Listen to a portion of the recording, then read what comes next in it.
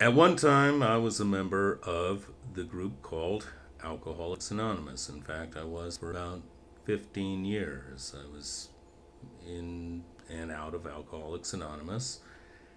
I've gone to hundreds, literally hundreds of AA meetings over that period of time. The last AA meeting I went to was in July of 2000. It's almost 7 years now. Uh, and I'd like to talk a little bit about the last two meetings that I went to. Uh, I went to a regular meeting that I attended every couple of weeks, and uh, I was listening to what these people were saying, and suddenly it just dawned on me that out of all of these meetings, I really haven't heard much new information. What I did hear was a tremendous amount of repetition,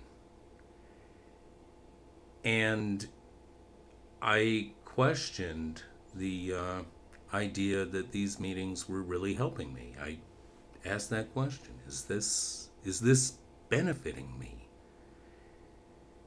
And my conclusion was leaning towards no. I attended one other meeting after that. That was in July of 2000. Um, and in the middle of the meeting, I just got up and walked out. And all I knew was I just didn't want to be there. Haven't been back to an AA meeting since.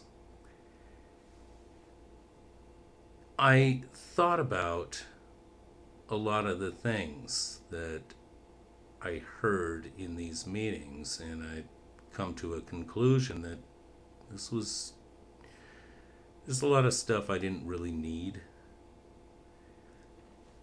Sometime later, I still had the idea that for me to maintain sobriety or stay clean, whatever you want to call it, I had to have some sort of program. And this was part of the thinking that was very ingrained in in me at the time. And so I thought that I would make a kind of compromise and I would take my program straight from the big book as I interpreted it for myself. And when I reread the big book at that time, after not going to meetings for 7, 8 months, I saw something very different. I saw something that I didn't really allow myself to see before.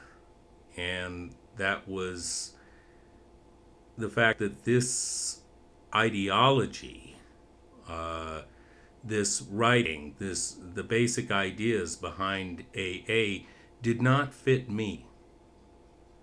It did not fit my worldview. It did not fit the way that I see myself or that I want to present myself in the world.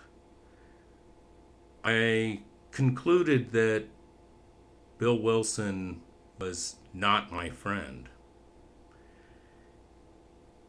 Then, sometime later, around early 2001, uh, I started reading materials about AA, materials that was critical of AA. And I was impressed. These people had some very valid concerns. They were asking some really good questions. I read AAD programming on the internet that was there then. It's not now. Um, and I was fascinated. I was fascinated mainly that these people were saying things that I had noticed and asking questions that I had wondered about. And one isn't really allowed to question the program in this way when one is a member. And I felt like I had a voice all of a sudden. It was a very profound experience. And I was never a gung ho AA, or I was not a fanatic. I was somebody who was a member, and I believed that my involvement with AA was a form of self improvement. But it's really amazing how much this doctrine will permeate your consciousness once you challenge the whole thing and start questioning it, start looking at it a little differently. It took a while. It took some comparative analysis between literature that was critical of AA and that which promoted AA, and I examined things side by side and uh, looked for what was better information. And I certainly found that the information critical of AA was uh, of higher quality. It was better logically, it was better researched, and pro AA material appears mostly to be just propaganda, promoting AA merely for the sake of promoting AA. To wrap it up, the main thing that I have gained from leaving AA is my freedom. I am no longer bound in any way to this cult, and that's exactly what it is.